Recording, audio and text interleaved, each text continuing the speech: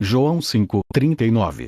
Examinais as Escrituras, porque julgais ter nelas a vida eterna, e são elas que dão testemunho de mim. Mateus 4:4. Mas Jesus lhe respondeu: está escrito, nem só de pão viverá o homem, mas de toda a palavra que sai da boca de Deus.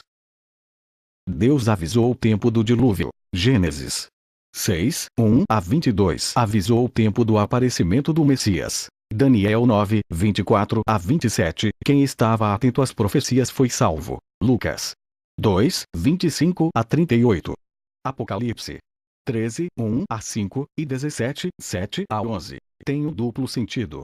Apocalipse 13:1-5 a besta que subiu do mar. Então vi subir do mar uma besta que tinha 10 chifres e 7 cabeças, e sobre os seus chifres 10 diademas, e sobre as suas cabeças nomes de blasfêmia.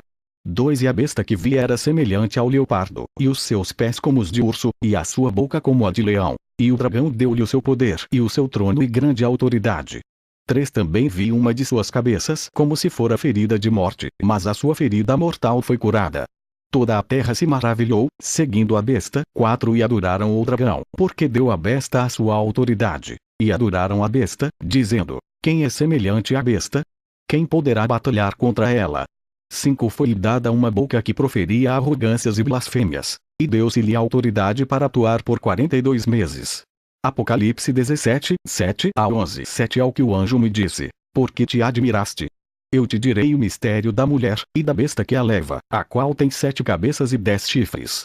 8 A besta que viste era e já não é, todavia está para subir do abismo, e vai-se para a perdição.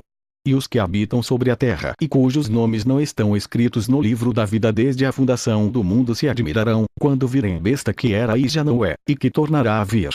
9 Aqui está a mente que tem sabedoria.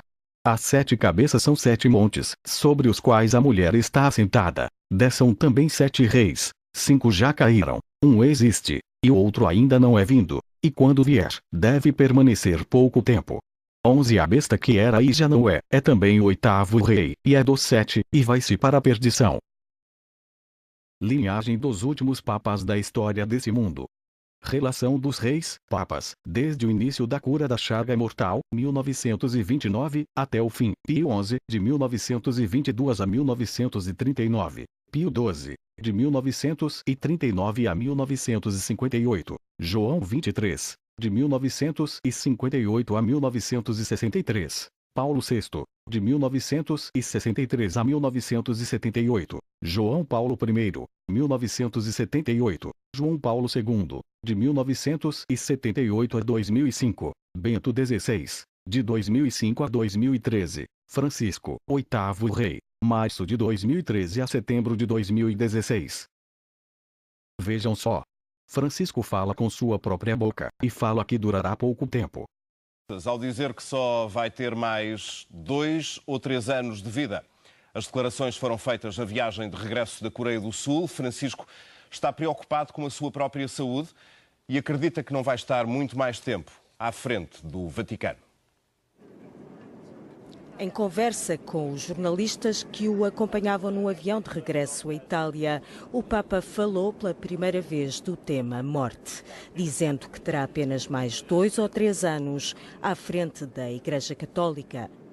Cerco di pensare ai miei peccati, ai miei sbagli per non credermela, perché io so che questo durerà poco tempo, 2 o 3 anni e poi alla casa del padre. Francisco também admitiu a hipótese de se retirar mais cedo, tal como Bento XVI, se não estiver em condições para cumprir todas as funções papais. É a primeira vez que o Papa, que já vai nos 77 anos, fala publicamente deste assunto, mas, segundo algumas pessoas mais próximas, já terá afirmado o mesmo em privado. Estas declarações estão a provocar muitas interrogações sobre o atual estado de saúde do Papa mais revolucionário das últimas décadas.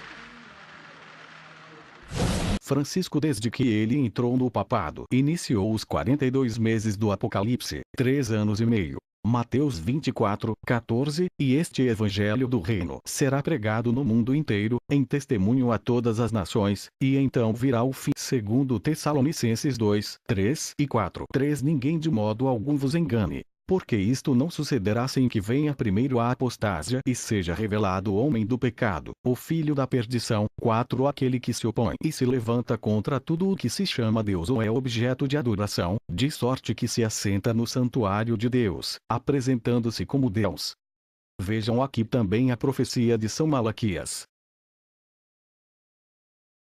Todavia, há um outro profeta cuja profecia aterradora continuou a ecoar pelos séculos, e hoje ressoa ainda mais. São Malaquias, que profetizou sobre os papas. São Malaquias foi um bispo que viveu na Irlanda durante o século XII. Em 1139, durante uma visita a Roma, ele teve uma visão. Diante dele surgiram frases em latim identificando os 111 papas que governariam a Igreja Católica até o fim dos tempos. He uttered 111 Latin mottos, which are supposed to represent the nature, the name, or destiny, or the coat of arms of every pope until Judgment Day. Muitas dessas frases são precisas demais para serem mera coincidência. João 23, o Papa número 107 na profecia, é chamado de Pastor et Nautam, pastor e marinheiro. Antes de se tornar Papa, em 1958, ele foi o patriarca de Veneza, uma cidade marítima. Paulo VI é Flos Floram, flor entre flores. O brasão dele tem flores de lis. John Paul II, who is called De Labora Solis in the prophecies, which means the sun's eclipse, the sun's labor. He's the only pontiff on the list that was born on an eclipse and later entombed during an eclipse. E o Papa número 111, o último na profecia, The Gloria Olivae, from the glory of the olive. That's the current Benedict XVI. No final da lista, Malaquias proferiu uma frase horrenda, desta vez sem número. Durante a perseguição final, o trono da Santa Igreja Romana será ocupado por Pedro o Romano, que apacentará os cordeiros em muitas atribulações, depois das quais a cidade das 7 colinas será destruída e o terrível juiz irá julgar seu povo. O fim. Malaquias está descrevendo o fim da Igreja Católica ou o fim do mundo que conhecemos. Pedro o Romano, o último Papa, virá depois do atual Bento XVI? Alguns especialistas acreditam que, como seu título não tem número, eles são um só. São Malaquias, Nostradamus e Mein Shipton previram eventos que desde então se tornaram história. Quem são os videntes de hoje e o que podem nos dizer sobre nosso destino? Tá aí mais uma prova que Francisco é o último Papa, e vai para a perdição, que é o homem do pecado, o filho da perdição, aquele que se opõe e se levanta contra tudo o que se chama Deus, segundo Tessalonicenses 2, 3, 4.